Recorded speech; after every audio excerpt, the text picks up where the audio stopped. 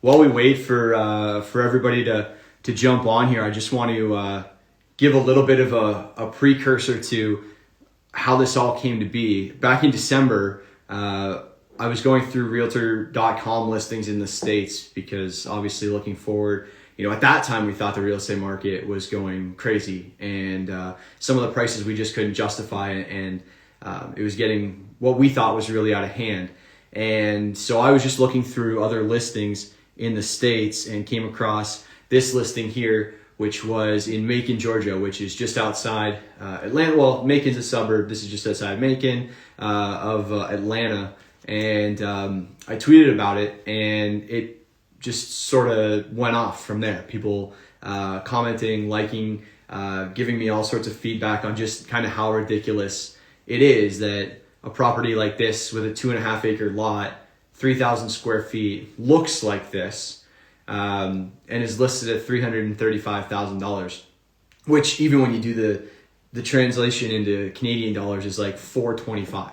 So, to try and compare that to what you can buy here, I mean, I don't know that there's anything for sale in Guelph,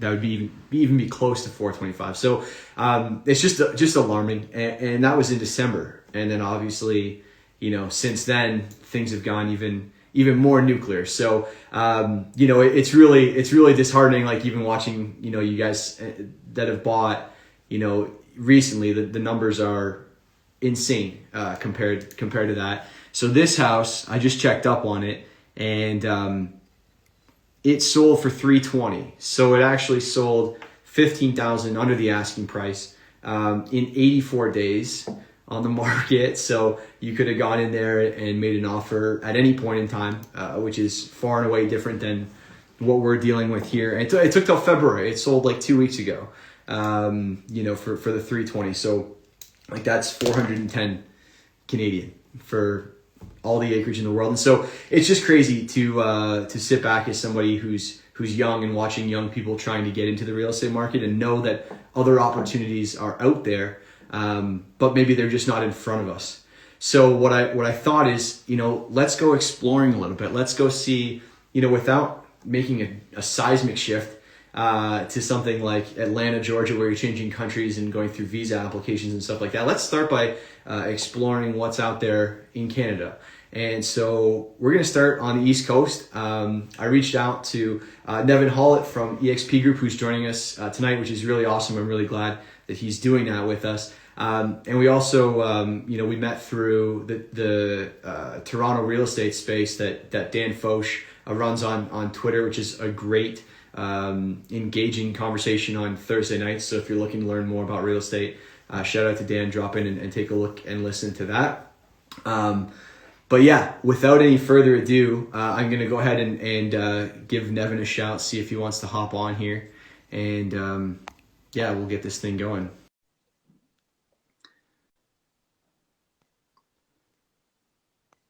Nevin, hey, how are you? Hey, good. How you doing? Good, buddy. Thanks a lot for hopping on here. Really appreciate it. Oh, my pleasure. Absolutely. Love to chat about it. This is my first time on Instagram Live. Is my screen okay? You're coming through. No, you're coming through perfectly. That's exactly. No, you're great. You're great. I'll just give everybody a quick little primer on you. And if I get anything wrong, you go ahead and tell me. Don't be embarrassed to correct me. But yeah, Nevin's a team leader and broker with Hollett Group in St. John's. And he not only has a team of agents that he works with that work with him, but also leads up an investor group out there as well. So not just centered in St. John's, but you guys invest, from my understanding, kind of all across Newfoundland and Labrador, depending on where the opportunities are, right? Absolutely. And then you've got not only the resale side of your business, but I've seen a couple pre-construction listings. So you must do some work with builders out there too. So there must be building. Yeah, I'm actually a builder as well. So I have ownership in a building and development company. So we try to take in all facets of real estate. So yeah, that's phenomenal. So I mean, you're as great an asset as I could pull for the first episode of this, and hopefully we can pull some value out of you, and maybe they won't cancel me before I do episode 2. Oh, there we go. With any luck. And I'm down here in my home office, which we just had painted. So like there's nothing on the wall. It looks like I'm going into an interrogation room. So the goal is to have the most desperate background of your show to start off for episode 1. Yeah, I appreciate it. It makes me look like I got something going on over here. Yeah. Absolutely. Absolutely. All right, So man. So let's get started. Maybe just give me like a general synopsis of what the market's like out there, like for anyone who's not closely following Guelph or who's going to watch from your side of things. Guelph here being a suburb of Toronto, we've seen about a 30% increase in values over the past year, and finally January to February saw a slight reduction in the average sale price and a slight escalation of the days on market. But generally speaking, we're 10 days on market. And less than a month of inventory, or right around a month of inventory as it goes. So it's pretty slim pickings. Thankfully, it's improving if you're a buyer, but certainly not a joyful time if you've been searching for the last 5 or 6 months. Yeah, I understand, in Southern Ontario, it's just vicious. And, I've made a significant effort over my entire career. So I'm in the industry now 16 years. So I got in young and sort of jumped in a bunch of ways: development, building, brokerage, team building, you name it. So I've sort of had my hands into everything. But, I've always made an effort to look outside my market and learn from others and see things. So I'm familiar and I'm following, and it's just, I feel so bad for first-time buyers, younger buyers in many markets in the country because home ownership's become so difficult. Interesting enough here, I don't know if it's ever truly been more affordable than what we've had here, than what we're dealing with right now. We actually are not even at our peak pricing. And Okay. I'm not talking about peak where it's going. I'm talking about historically. Okay. Okay. So our peak pricing here in St. John's Metro was in 2014. So, we've been very much for 500 years, we operated off the fishery. That blew up in the 90s. Then we turned into oil. We had a great run. There was a great oil run up, 2007, 2006, 2007, that kind of time frame. That ran us into, say 2013. And then 2014, prices kept going, but the energy markets collapsed and our market sort of collapsed along with it. So that was where we were. And so basically from 2015 right into the early pandemic, our prices continued to drop down, down, down. So then if you take what we were dealing with in 2020 with, quantitative easing, the unbelievable low rates, the stimulus and stuff. Well, we were also, everybody was shopping on a 12 or 13% discount on top of that, right, in addition to the rate. So it was unbelievably low. And so despite all of that stimulus and everything, we've had a record-setting, let's just say 24 months, okay? Or 18 months, right? Like much of Canada. We have had record-setting in terms of transactions, in terms of volumes, but not pricing. Okay. It's been creeping up, but it hasn't escalated. It hasn't really taken off. Like last year was the highest year on record for sales in our market ever. Yeah. And I had to go back to like 2008 to find the next highest year, and it was still like 12% higher than that. Wow. Okay. But that being said, prices went up less than 8%. Right. So despite that kind of, unlike in say in your market where everything, the volume, the demand, everything's going crazy, but pricing's moving with it.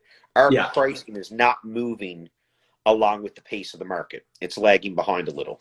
So I looked and, I felt that maybe early this year we'd cross that threshold of the 2014 pricing, but we're still a little under. We're about 0.5% lower than we were in 2014. You're flirting with it, but you're not there yet. Yeah, absolutely. So we'll cross it this year, but I mean, definitely. And I think that the group of, all the pending sales now as they close out, because things are pushing higher. But I mean, I'm talking about just crossing over where we were, that's 8 years ago. So if you just take, never mind our current world inflation, just standard inflation along the way. And by the way, there were no reports back when our market was strong that our market was inflated. Like CME have us tagged as of concern. Did we freeze up here? I can hear you Okay, gotcha. So a little bit, but I can hear. There you go. I got you back now. okay, yeah, sorry. So even when our market was hot, we weren't flagged as, you know, overvalued or a concern area by CMHC or anything. So like that's not like we're edging up to a time where things were like the market was considered fundamentally solid back then. Then it fell apart because of local economy, and now it's rebuilding back up. But I think that there's a tremendous opportunity for homeowners here locally over the short and medium term, because our economy was rebuilt on more than just oil, and we've really become a bit of a tech haven. So I don't know if you're I don't know if you're familiar with any of that. The largest deal in Canadian tech went down here last year. There's a company called Verifin was bought by NASDAQ, a $3 billion transaction. And, you know, that's a major, so our market now, I think there's probably more people here now employed in in the tech sector than there is in, say, oil and gas. And I mean, everybody who's bought gas for their vehicle in the last couple of weeks knows what's happening there. So we benefit from that. So there's a lot of economic activity happening here, but you can still buy a property in the low 300s, like a good property. Like I just saw maybe not the one that you just showed, that just showed in Georgia, but like a house like that on acreage, a nice big 2 stories, probably 500 here. Okay, that's probably the real number here for what you just had up. People watching this are absolutely dying inside. But with that tech boom, are you guys feeling, or are you seeing, and obviously the migration patterns, you know, statistically, if you look at CMHC and whatnot, are suggesting it. But are you finding a lot of people reaching out from out of province that are sort of settling out there? Well, our number one export for, you know, ever since we've been part of Canada for 70 years has been people. You know, we've sent the rest of Canada. Well, but you know what's happened with between the tech and also just the tech and everyday life of work from home and stuff being a possibility, we've had a real nice migration back locally. In the, you know, that would be the silver lining of the pandemic. You know, here is that we had in migration for the first time since 2016 last year. So you know, we're having growth there, and like I've got 3 different referrals now sent to me from agents in different parts of the country where people are moving. Moving here. They're selling in their, you know, let's just call the really hot markets, you know, Barrie, Vancouver, whatever, different areas. And they're all coming and effectively buying for cash or with very little mortgage and not taking their employment, because their employment has become fully work from home or some version of it or whatnot, to the point that it can make sense to them. Now, all of these people have roots in Newfoundland. Okay. So what we haven't seen is a major influx of people who have moved here, you know, just because. Okay. But it's definitely a trend, but I can't say that that's like a major influx. Most are people that have some sort of connection to here. It's that export you talk about, coming home to roost and set up shop, and the flexibility of work. Well, we're putting down roots with their kids and stuff. Yeah, well, we're getting a bunch of people in their 30s and 40s buying beautiful homes mortgage free. Which is a crazy concept. Yeah. You know, it's the exact opposite of being house poor. You know, I mean, so it's a beautiful thing to see. Honestly, you know, it's great. You know, because like I said, I do feel really bad for a lot of younger buyers in this country. Yeah, I mean, on that basis alone, if you're talking about, you know, $500,000 property on acreage, you could have come out here and bought a suburban, you know, semi for $600,000 3 years ago and sold it for close to $1 million, you know, and moved back home, you know, and now the equity you're taking out of that property pays the entirety of what you're looking at buying on the other end. So it's fantastic for them to have that flexibility to do that if that's something that they chose to do. But it just illustrates how out of sync and out of whack, you know, fundamentally everything has been in some of these other places like out here. Yeah, no, absolutely. Like, well, to give you an idea, Tyson, the average price of the closing so far this year in St. John's Metro is $343. Okay. Okay. Yeah. So we're about $1 million, just if anyone on this end is wondering comparison sake. Yeah. It's a major, where it's just such a difference. But, so there's one thing about, I think, I love what you're doing about in terms of trying to expose your clients, your, let's just say your audience, your following to different marketplaces. Because I think that, that's the new reality right now in terms of, we know that there's value of equity in real estate, and it might be unobtainable in certain markets, but that doesn't mean it's unobtainable, right? That's So, that's 100%. We talked a little. Go ahead. Yeah, go ahead. Sorry. No, mine's delayed. You go ahead. Okay, that's 100. That's 100% the conversation that I've been having with my clients that feel like they're priced out, or even if they're not priced out of owning, but they're priced out of what they want to own.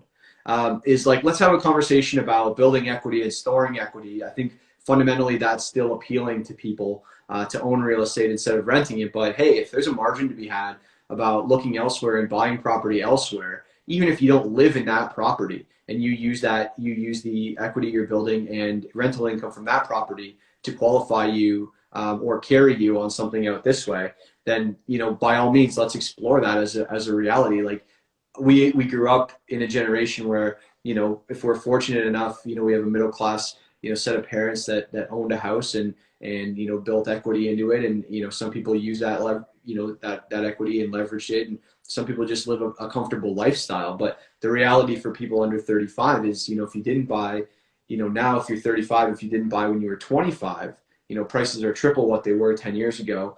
And in the meantime, like, your wages certainly haven't increased to that effect. So it puts a real squeeze and a real, disappointment in some of the properties. Like there's always memes out there, of course, right, about, parents going in to view the houses that their kids can afford, and just what a stark realization that is to them, that like, hey, I thought, $400,000 got you, the detached house, with, a little bit of elbow grease, you can make it 5. And seeing what your kids can get for $400K is just so alarming and shocking to people that, I think it's about time that we try and confront that and look at, real alternatives.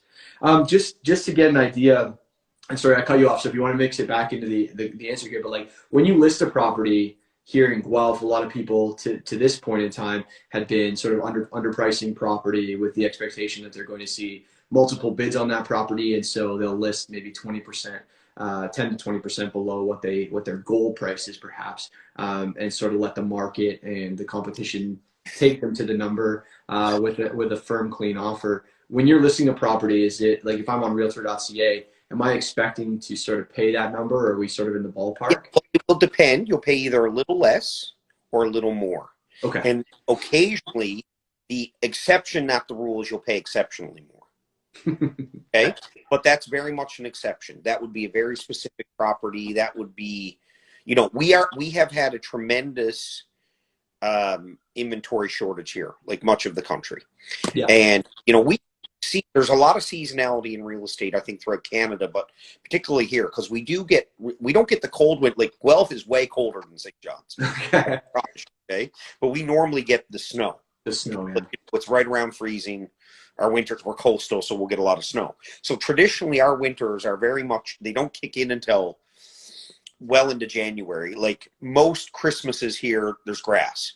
Okay. We have a green, like, if I go back the last 10, 12 years, it's probably 75-25 on green Christmas versus white Christmas. Okay. Like, we're late kicking in here. What typically happens here is that in January, the first 3 weeks of January, we get an incredible flow of inventory, and that carries us through the winter. Then when we sort of really get into the heights of winter, there's not much stuff flowing. It's like sort of like anybody who really wanted to sell has already got their house on the market. They were trying to get ahead. Right. And yeah, if I remember correctly, like there's been years where the snow's been up to the second story in downtown. So you can't even see the house you're buying anyways. So what's it matter? Yeah, absolutely. So exactly. So for those reasons, we sort of, our winter market, the volume can be low, but the inventory is there because it came in January. It's enough to bring us through. And then it really kicks in, say, late March or early April. And it's different every year, sort of based on seasonality. Okay. So this year we've had an incredibly mild winter. I've used my snowblower twice. That's it. And That's awesome. but we also had the situation of, we went into lockdown over the Christmas holiday. Okay. Omicron broke out here in a big way, and everybody following COVID at all. We had typically done a really good job here of keeping cases low. For significant periods of the pandemic, there were 0 active cases. Okay, so it really took off here. Like it had also blew up. So we went into like the different levels where everyone was sent home, work from home, schools were closed, etc. So that happened to us for 6 weeks last year. During that period, hardly anything was listed. So in probably the mildest winter in the last 15 years, where there's plenty of demand because of the lockdown and COVID stuff, there was no supply. That typical January supply didn't happen. So we've been very undersupplied on the market this winter, and that has created the bidding wars and when I say a bidding war, it might be 5 offers, 6 offers, 7 offers, okay? And you'll get, we had one in our office recently sold 75,000 above asking. Okay? That was the biggest. Was that the talk of the town? Oh, absolutely. That was very much a big deal. Was it underpriced? Maybe a little.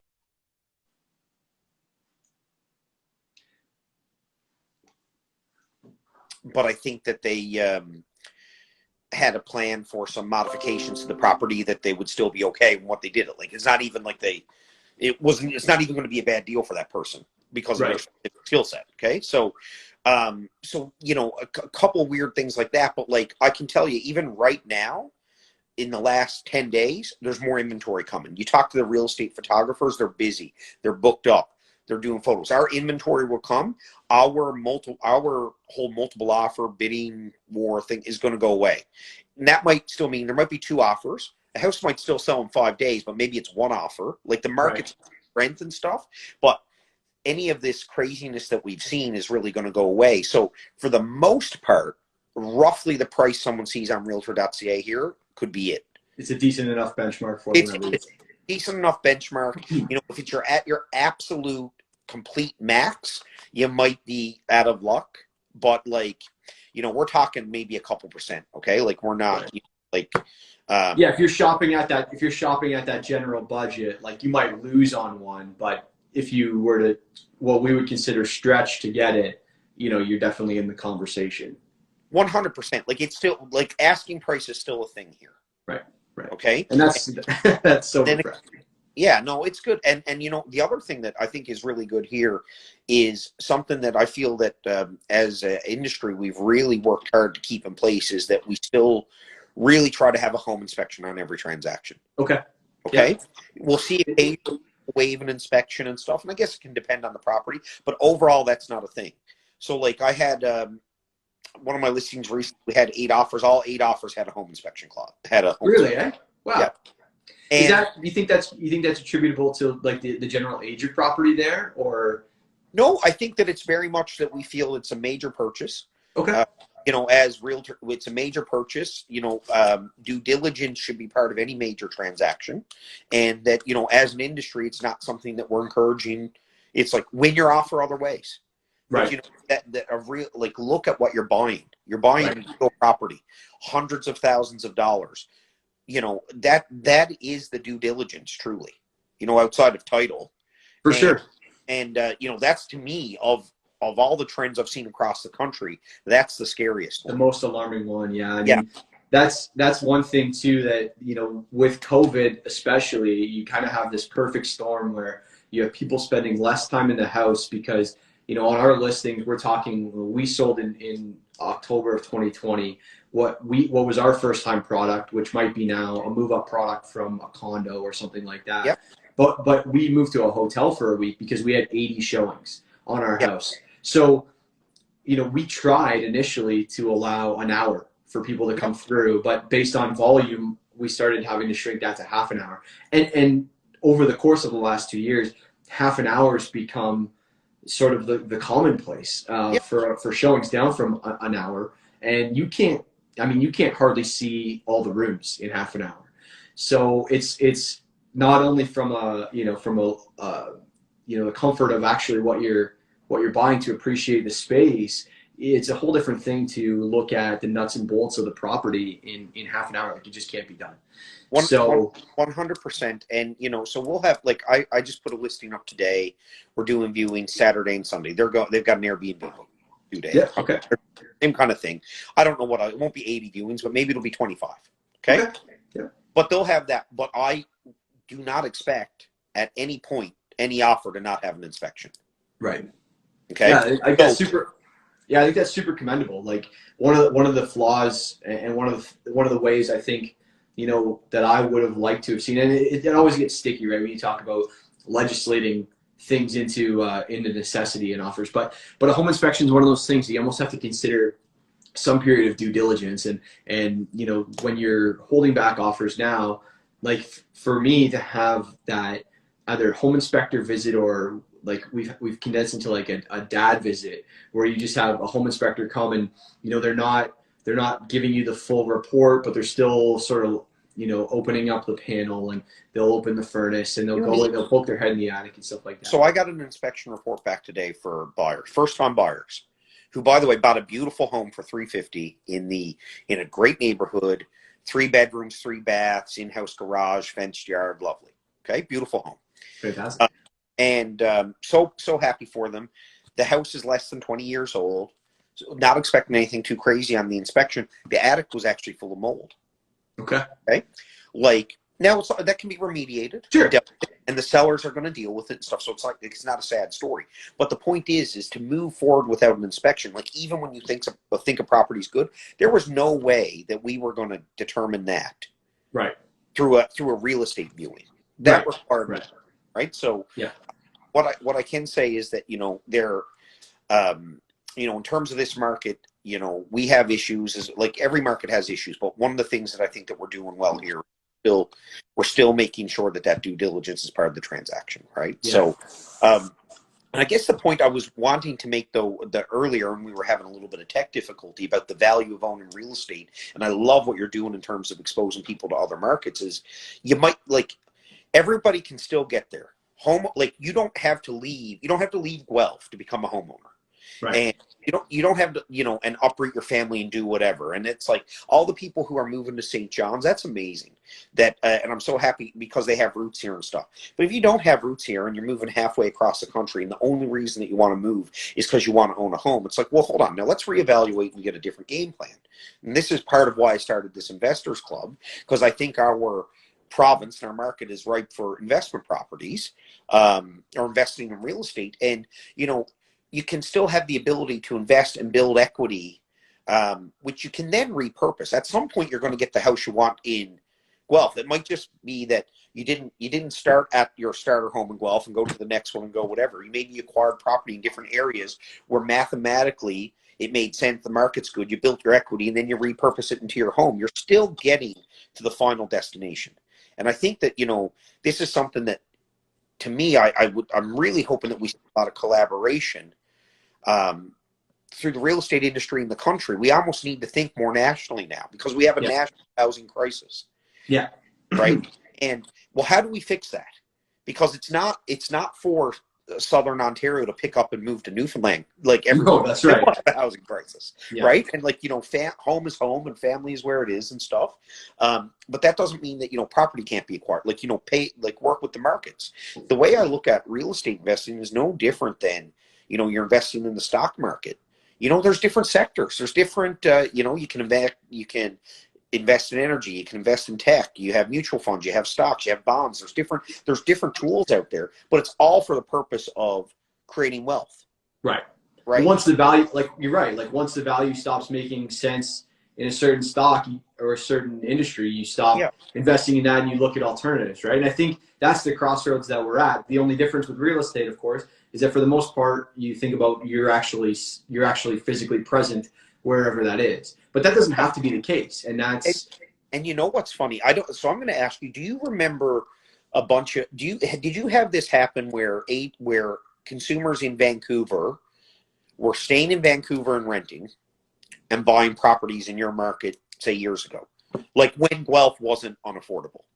Yeah, I don't know that it happened to me, but that's certainly something that could have been happening in the underground that I just wasn't necessarily aware of too. Very possible. Like over my, so I'm 16 years. I've for a lot of, and I mean, as long as I've been in real estate, BC's been expensive. Yeah. Okay, like they've always been, and I mean they have reasons. National border on one side, ocean on another, mountains on another. Like they have some Yeah, you can understand a natural, little bit about it. yeah, there's natural elements to the market that are going to create a higher price market. So I've sold real estate my entire career to people who live in BC, but they wanted to build equity, and Right. they bought rental properties or the summer homes. They've done something to create equity here because it was affordable. Now, once again, most of those people had some sort of connection here, so it's what they felt they Right. felt sort of comfort with it. But they've Yeah. done that. Like I recently sold a property for a client that I sold them that property 13 years ago. Right. And I mean, they pocketed, I don't know, a couple 200,000 plus in equity that was built up, Right. Over through that. it over that period, and stuff that they were then able to take and repurpose into real estate elsewhere. I, So those are the opportunities that can be there for people. So it's just to me, it's a paradigm shift in that you don't just build, it doesn't need to be your primary residence to build the equity.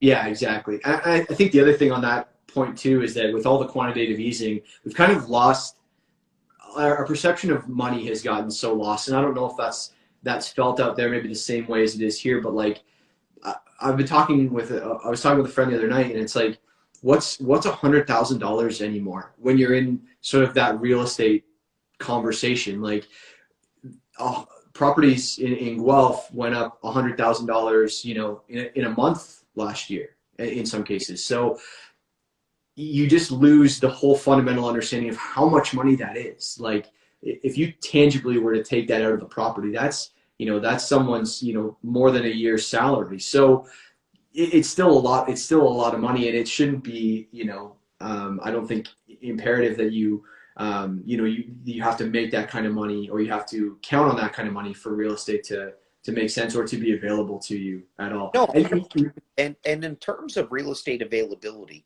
so I told you our average price, like I said, the average price of what's closed so far this year is 343,000. Okay, now our average price is somewhere between low threes and 350. Okay, truly, like in terms of that would be like a typical, and that's like a pretty decent quality house. Okay, so but there's lots of real estate, under 200, lots of real estate under 300.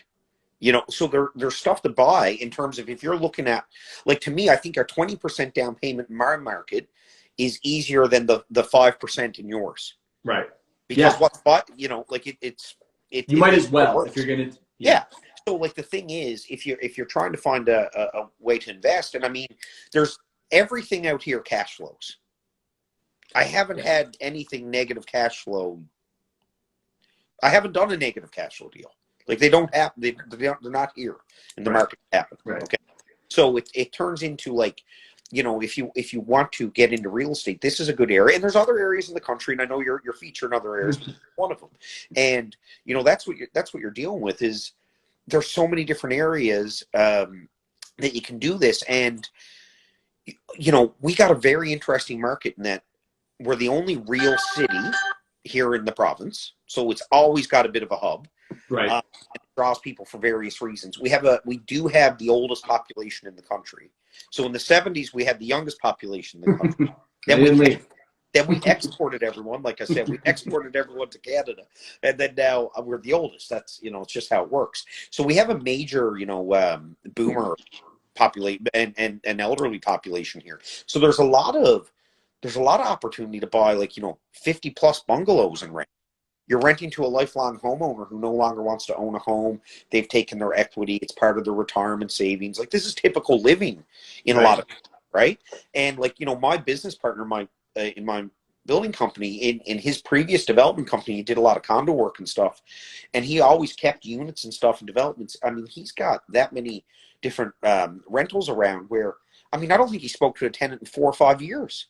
Right. He just gets 12 post-dated checks in January for the year, and the cash, or maybe Yeah. some are doing e-transfer now, and it's like these people, you know, you walk into any of the properties that are mint condition, it's an older person living there. Their cash flow, the cash flow is okay. It's not amazing, but it's like super low maintenance in terms of a rental situation. Then we also have Memorial University here, which is 18,000 students, the largest university in the country, or not the country, sorry, in Atlantic Canada. So you know, your student rental market is very much a thing here, which we know that stuff is, you know, is great rental income, but nothing here is priced off of financials. Right. Like It's there's just nothing. price. Yeah, it's price on demand. It's just, well, it's just priced off comps. So Right. everything is basically, the entire market here, whether it's investment or not, operates the same as single family home primary residence. It's comped against another house. Right. So incredible opportunity for investors, because it's not like everybody's breaking down, you know, running pro formas and cap rates and stuff. Like cap rate here is almost exclusively commercial. Like nobody talks in those terms in residential at all, Right. which Right. is an amazing opportunity for an investor. Right? Yeah. You find the options there. So you have the student rental, all the student rentals cash flow incredible. So you have that as an option. And then we have an incredible Airbnb market here. That's a fantastic segue. So Yep. I know we were going to talk about Airbnbs and also the investment opportunities and sort of what multi-res looks like there. Quick question though down below. Yeah. Someone's asking what the difference between like the deltas on a 2-bedroom condo, so like that very much first time buyer product, to then sort of the established 4-bed family home 30-year house that you know sort of would aspire to on the high end. Give me an idea of So like a brand new 4-bedroom. So if we're going to go brand new, and Sure. construction costs here are vicious. Yeah. With we're an island. Look at transport costs now and supply chain. So as a builder, like our new construction is out of whack with the rest of the market.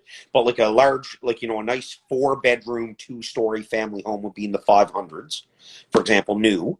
If you're finding an existing product that's not brand new, it could be the 400s.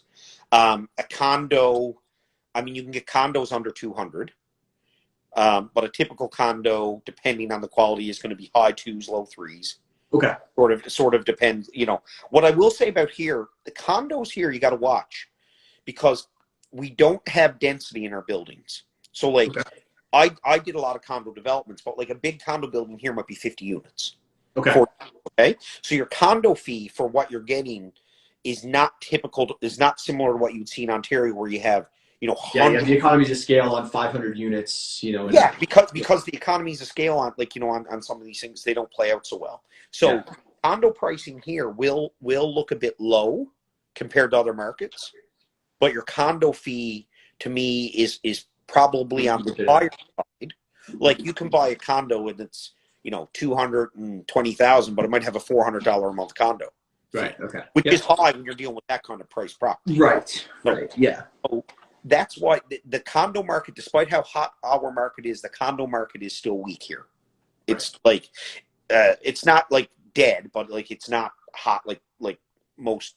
Yeah, well, I guess when you're talking about, you know, trying to grow equity from just if you're again, whether you're assessing it on a you know, just a personal basis, or whether you're looking at it as an investment, obviously, you know, $400 a month fee is going to eat into your personal cash flow, and obviously the equity that you can absolutely. So like right here, you know, stuff like semi-detached, you know, if you want to get into more of a starter product, semi-detached, townhouse, small detached, like there are plenty of good products here.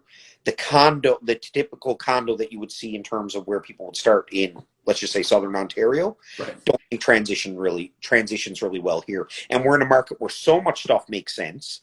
Right. They sort of just wouldn't do it, you know? Yeah. If you're coming out, if you're priced out of $450,000 product here, which is theoretically your sort of entry level price point, you're looking at that. And not that you want to spend to that cap if you're going to, you know, look at it from a different standpoint, but theoretically, then you're not even coming close to, you know, or you're very comfortably to the good on getting into that first time buyer product. That's maybe different than what you would buy here.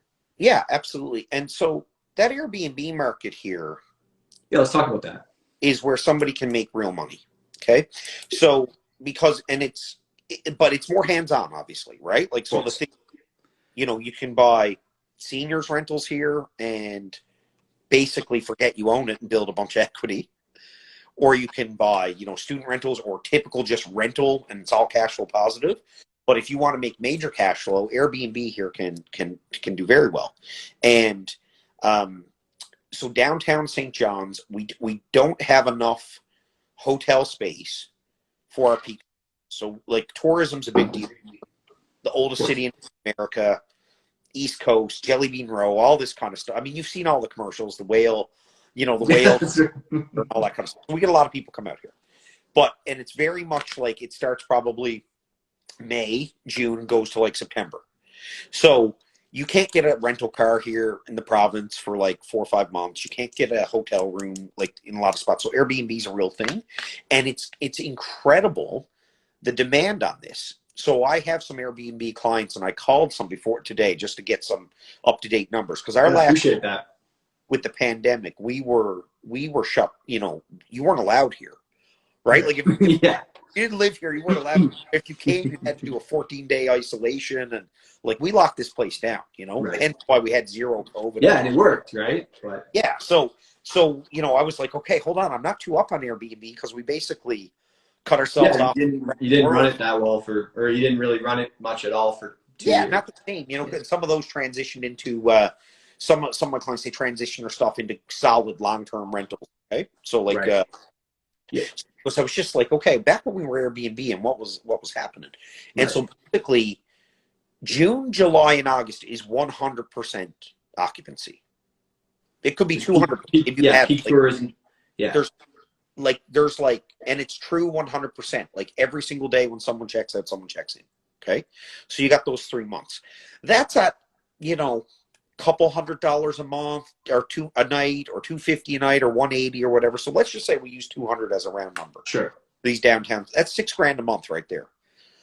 These homes are purchased in the 200,000s, maybe into the low 300,000s that are getting this.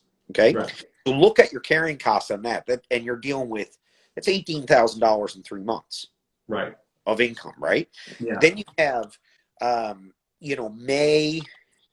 April and May are at about 65% occupancy. September is 80%, 85%. Like it's still really good in September. Still really strong. Yeah. Yeah. And then October is probably, 60%. And then let's just say November through March is probably 40%. Right. You got family, people coming back to visit family over the holidays, stuff different like that. Things. Yeah, people come, absolutely. And there's different times people come for different reasons, right? And, at the end of the day, I mean, there's a reason Airbnb is successful. If you're doing any more than a couple nights, there's some real comfort in having a property as opposed to a hotel room. Right. Right. Sure. So there's a reason that whole short-term rental is such a massive industry everywhere. But nothing here is priced based off of that income. Right. Okay. So like when somebody sells a property downtown, they're not selling it based off of Airbnb financials. Right. Okay. They're exclusively looking at it based on the other comps from people that are going to use it as their primary residence. As the primary residence. Right. So, I mean, I've had, I had one of my clients, pulled in over $50,000 over 50,000 or just under $50,000 off a home that we bought for $300,000. Wow, that's amazing. So now that's pretty hands-on. Sure, that kind of stuff, but the money's there, right? So the thing is, you can bring management into play and stuff. So my point is, if anybody wants to is feeling completely dejected and disenfranchised with the Canadian real estate market, which they should. Yeah, there are still totally reasonable, totally rational to feel that way. Yeah, 100%. I mean, it's ridiculous to market. I mean, all this stimulus has manipulated certain markets to the point that it's toxic, right? But there are areas like our market where you still have the opportunity to get on the property ladder, build your equity, have home ownership, and then you'll be able to repurpose that equity into your own market at a different time. So to me, it's very much like transitionary investing. Right. And it's you know, it's not a forever solution, but in the meantime, you can make a great deal of money on it. And like you say, if the thing about short-term rentals is if that market ever goes away, it's not like the viability of that property as a rental property generally goes away. Like if you want to take the seasonality out of it, or you find that the management costs are too high, you can always convert it to a long-term permanent rental. yeah. Well, so my client that on this particular Airbnb, rented it put a 3-year lease at the beginning of the pandemic, put a 3-year lease in place, with a med school student or a resident, or I think something of that nature. And I might be misspeaking on the profession, but like a quality tenant, like, I don't know if she's been to the property since, and Right. for $1,800 a month. So like, okay, the Airbnb left. Now, the Airbnb left in terms of like, we were in a global pandemic. We closed our provincial borders and stuff. I mean, it's still been cash flowing amazing. Yeah, and that's not a bad hedge against. Yeah, I mean maybe you pull 6,000 a month tops in your peak months, but you're paying management, you're paying cleaners, you're paying all that for that constant turnover. And then who knows? You've got the lean months too, where you're not pulling anything. So if you want to just hedge somewhere in the middle, have a hands-off property at something like 1,800. Well, yeah, like one of the things that people often do here, and this is why I had to find out about the Airbnb, is that I told you, like, that November through March, it go, like our lean months. A lot of times people will put a 6-month rental in place. Right, So right. To May, You get the best of both worlds. Yeah, they'll put a 6-month lease in place with someone. Maybe somebody's building a house, whatever. Yeah. And they'll put that in place, and now they don't have to manage the snow. They don't have to deal with any of that kind of stuff, because that's where sometimes it can get, you got low vacancy, or sorry, you got low occupancy, 50 or 40% or whatnot. But now you have snow removal and that kind of stuff to deal with in those months. Right. But like, there's just a lot of ways to manage it. And so to me, it's like everybody's got to find their comfort level. If they're going to invest in real estate, they got to figure out, well, what asset class do they want? Do they want really hands off? Do they want really hands on? Are they looking for cash flow? Are they looking for appreciation? Are they looking for, like, just steady equity being built?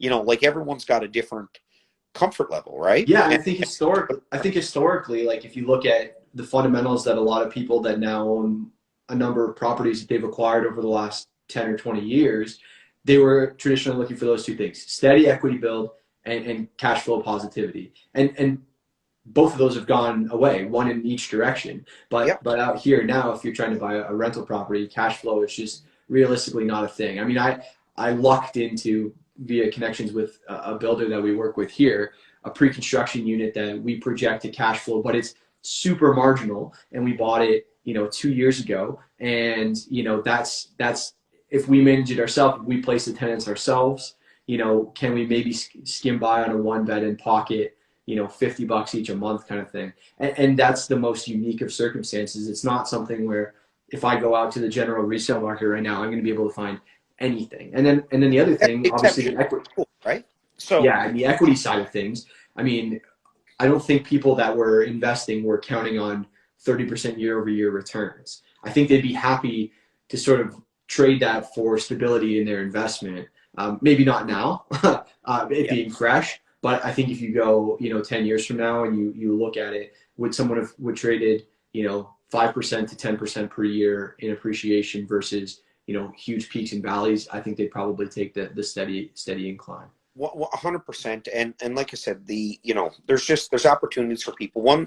Somebody had a question here for us: is it difficult to finance a short-term rental property in St. John's when purchasing from out of province? No, because generally you're going to purchase as an investment property and then use it as short-term rental, because you're going to purchase the property and then you determine how you set it up. Are you going to rent it short-term, long-term, or are you going to do a hybrid where you're short-term during the peak months, milk that, and then place longer term? So it's not like a set thing. It's not hard to find. It's like any other rental property kind of purchase. You're dealing with, you're 20% down and then qualifying on, loan to value, 80% loan to value, and qualifying on your debt to service ratios and credit score and stuff. Right. So really haven't had much issue. And to be honest, if you look at, like I said, if you look at where prices are here now and stuff, like, financing is not financing is not a challenge here now. The only time we generally have issues with financing in our market is when people have poor credit. Right. And that's universal. I mean, that's not a yeah. It's not it's not unique to you at all. But it's not, we're not having having issues with stuff appraising. I mean, the replacement cost on everything is way above what it actually costs. So all appraisals are good. If you look at the debt servicing, it's all still real numbers. Right. Which is really all you can ask for. Yeah. So one other thing that we talked about before we hopped on here was just the viability or the prevalence of multifamily and looking at duplexing properties and how common that is in St. John's and whether that's and that's maybe give me a little primer on that. Yeah, and I think that's particularly interesting for people trying to enter the real estate market. Yeah. So in St. John's, we're a really old city, and we have really lousy zoning. Okay, like most everything is done for single family homes. So we don't have a tremendous amount of larger multifamily, and for that matter, apartment buildings. Truly. Okay. Yeah. So the most common form of apartment here is a basement suite. So, and that falls under the R1 standard residential zoning. So you can pretty much do that in any detached property. Like that would be a thing. So, I mean, I don't recommend buying a home that is set up as a 1 unit and then putting in a suite because there's a lot of code from a construction standpoint that has to be done. So they're built as 2 units up front. Okay, so it's a main unit with a subsidiary suite in the apartment, and then the rest of the other portion of the basement, the main has to have a section of the basement. Okay, so let's just say that it works out that it's like a 60-40 split minimum. Okay, that it has to work out. But that is there's an incredible number of properties here like that. Like that's the bulk of investment properties. Right. So to invest in real estate, you don't have to buy the condo with the condo fee, nor do you have to put together the cash to buy a 8-unit, 10-unit, 12-unit. Right. You're not amalgamating. You're not finding capital. With your but we call them here, and it's funny enough, we call them 2 apartment. That's so if anybody's searching on Realtor.ca, that's what you're looking for. We have all of our terminology here messed up. We call duplex semi-detached home. Okay. So that's what we call a duplex, even though I know that's not right, which is not what we. But yeah. Yeah. So if you're asking, if you were to connect with a realtor in St. John's, and you asked about duplexes, they're going to send you a bunch of semi-detached homes. Right. Not. So make sure I tell you to send me a picture so we're on the same page. Yeah, that's right. So it's a 2 apartment, and these generally, a typical 2 apartment here. If you want something that's like one just got listed today next to the other major educational facility we have here is called the Marine Institute, which is a global leader in deep water research, cold water stuff. It's a sort of like an extension of the university. So it's another major educational facility. So basically next to there, like a 2-minute walk, a home that's less than 20 years old, one of these 2 apartments was listed for $320. Okay. Now this would bring in $2,500 a month. Right. Pay own utilities. You see the smile on my face, right? Like this is exactly the kind of thing that we're talking about that I think is imperative for people to know that feel like this doesn't exist anywhere anymore, or that this dream is like dead to them, because those numbers are phenomenal. And the vacancy rate here is under 2% right now. Wow. Yeah. Right. So it's like, everything that you bought, obviously you got to, when you're buying, you allow for turnover and you allow for vacancy and stuff in your numbers and your finance. But overall, you don't have that big risk of sitting empty. There's not what's the catch? Right. It's we are still operating under fundamentals, whereas we're not. You're not, and it's sometimes people forget that. Yeah. I think that there's buyers in your market that forget that there's no market fundamentals happening, that everything's crazy, but because they just see it so much and it is what it is, I guess that's normal. Well, no, there are places that just didn't devolve into this craziness. Right. So, there's a question there about insurance rates on your housing with with weather being more extreme.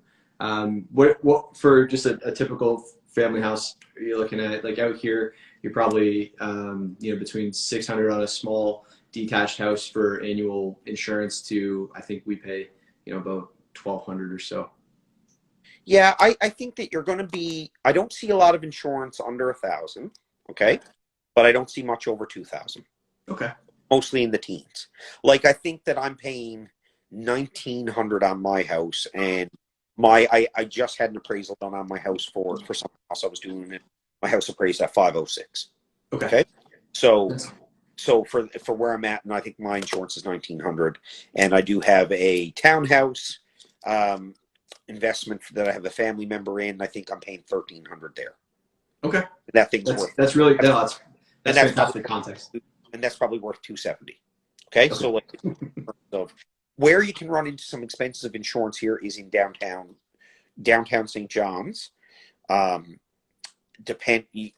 can run into some expensive insurance. So generally, if representing a buyer, one of the clauses that I would use, and any good realtor would use, is that we make it a condition that they confirm insurance at an acceptable rate within a certain number of days. We sort of tie it to financing. Okay. Yeah.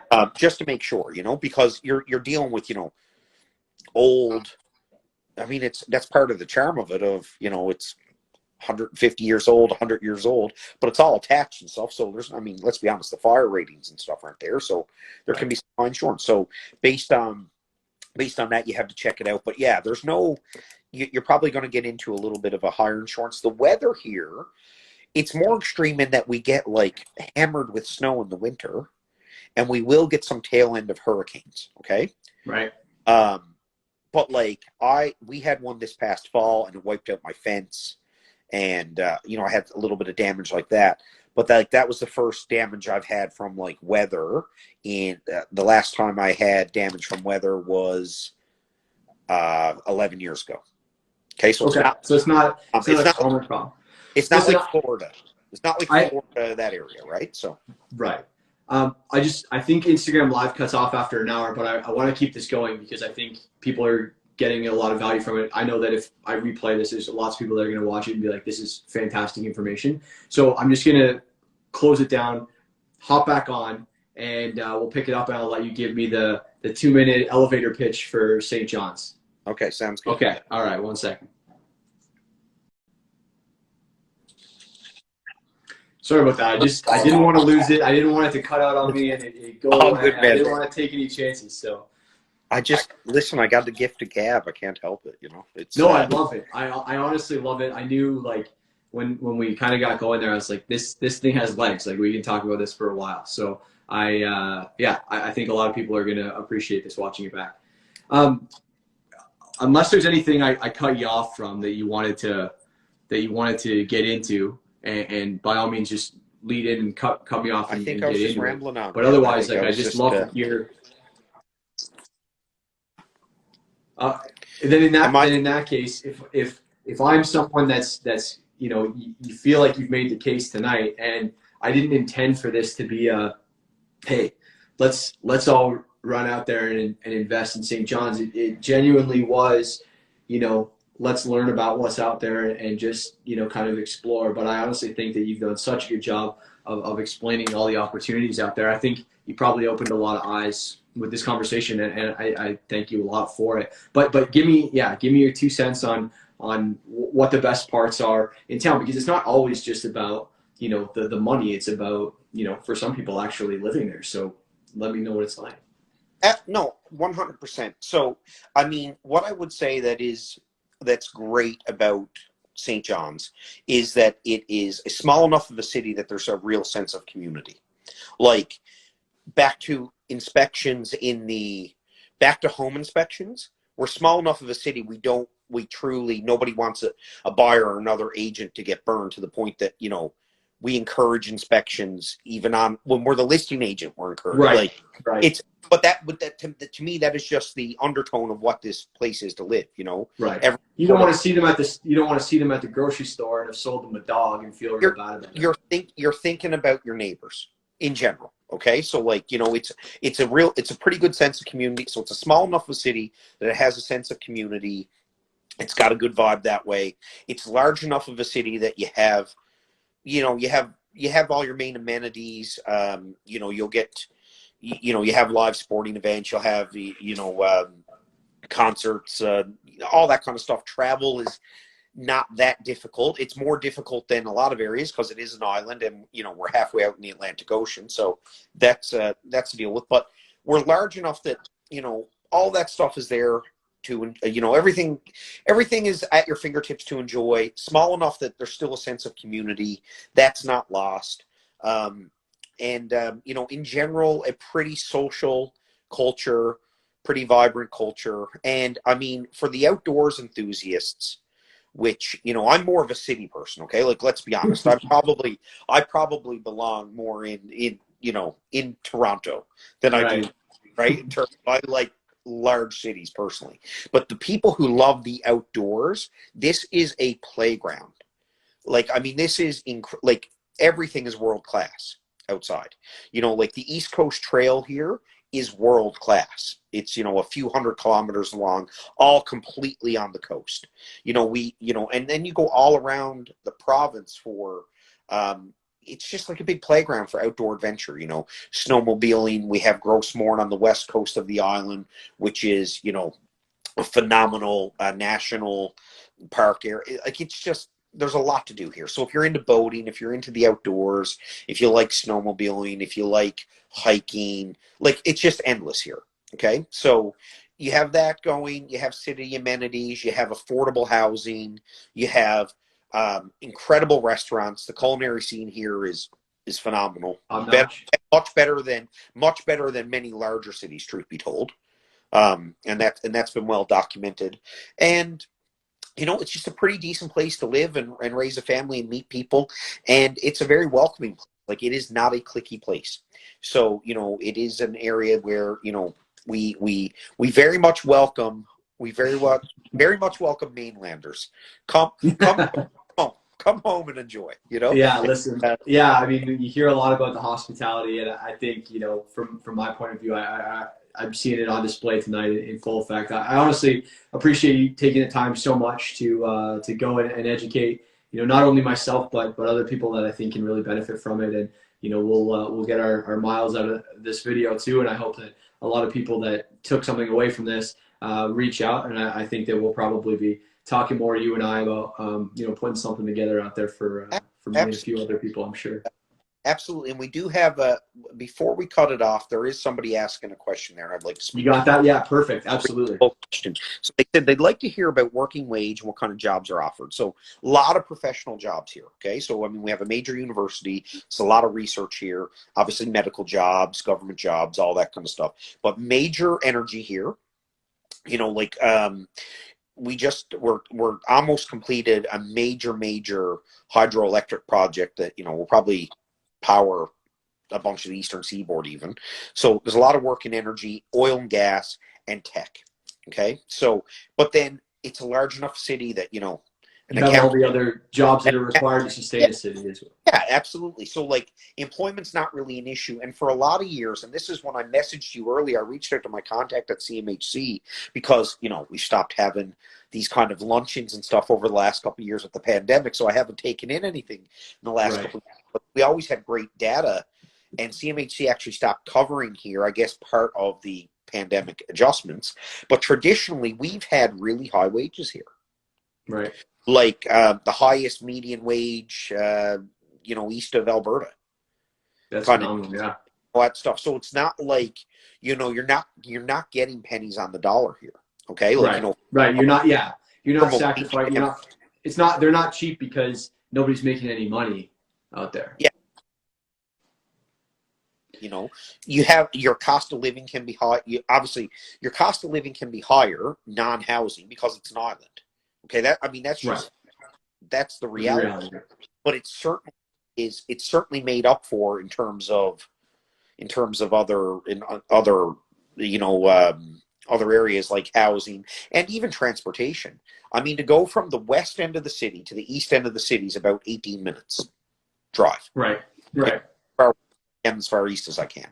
You know, like you're not getting the major commutes, that kind of deal. Like, you know, if somebody works downtown in an office tower with a professional job, if I put him somewhere, I can't really get him much more than 25 minutes from work and put him anywhere in Metro. Right. Right. You know, so you lose. You know, there's also cost savings that come with the lack of extreme transportation. What was it? Drive till you could afford it. That's right? it. Drive till you qualify. If you ask Dan, drive till you blank, right? But that's the reality for so many people. But that's right. I mean, outside of the dollars and cents of it all, like that's time that you can't get back, and there's no dollar value that you can put on, you know, spending 2 years of your life in your car, you know, over the course of your working career. Like it's ridiculous. But absolutely, yeah. So I mean, the thing is, if anybody, there's you know, the job market here is pretty good, particularly for you know, what we don't have here is like manufacturing. It's an island, right? So you don't have manufacturing jobs. You would have less what I'd call blue collar jobs that way, in terms of you know, just that you're not into that kind of major metropolis area, and you're not going to really be an exporter of much. But as far as professional jobs, you know, for anyone in your audience, I mean, you know, if you can be, you know, you're not really looking at much in the way of a wage difference, you know, here than anywhere else in Canada, and all the jobs exist. So right. So it's a pretty easy enough transition for somebody. Hop on Indeed, find something, give me a call. Yeah, exactly. Send it along. Tell them how it stacks up. Yeah, for sure. Yeah, awesome. You know, but listen, I want to thank you so much for having me on your first episode. I think it's incredible service that you're giving to you know, your clients, your audience, your marketplace, exposing other areas. You know, it's phenomenal. I do think this is the future of real estate, in terms of that nationally we work together. We work together to solve the needs of people, to deal with this national housing crisis. And I think that, you know, I want to give like an elevation on St. John's per se. I think that there's many great areas in this country that you can still buy real estate. And what I would like to encourage anybody, if they're interested and they feel dismayed and they feel they can't enter the market, well, figure out how you can still get in the market and how it makes sense for you. There's an incredible network of real estate professionals all across this country that are capable of helping, and that can do that. And I'm sure you'll connect them with great people. And, you know, just sort of think outside the box. How do you build equity in real estate? The opportunities are still there. Awesome. Well, you'll definitely be one of them, buddy. I really appreciate you taking the time. My pleasure. Thanks so much. I appreciate it. And if I come on again, I'll have the place decorated a little bit. Yeah, sounds good. I'll check in on your picture status before I get you on again. All right, man. Awesome, dude. You have a great evening, eh? All right. Take care. Thank you to everybody that took the time to tune in and watch that. And if you're watching this back, really appreciate you guys taking the time to watch that whole episode. It's going to be about an hour and 15 minutes, which is longer than I thought it was going to be. But at the same time, you know, so much great info from Nevin, and I really appreciate everybody taking you know, the time to ask the questions. And obviously, if you have any follow-up questions on St. John's or on other areas, stay tuned. We've got another set of these coming up every week. And at the same time, feel free to reach out to Nevin directly. You can follow him on Instagram, on Twitter. He's part of a great conversation on that platform. And as well, all his contact information is going to be on his profile. Or just reach out to me, and I'll put you in touch. Thanks a lot for watching. Really appreciate you guys. Have a great night.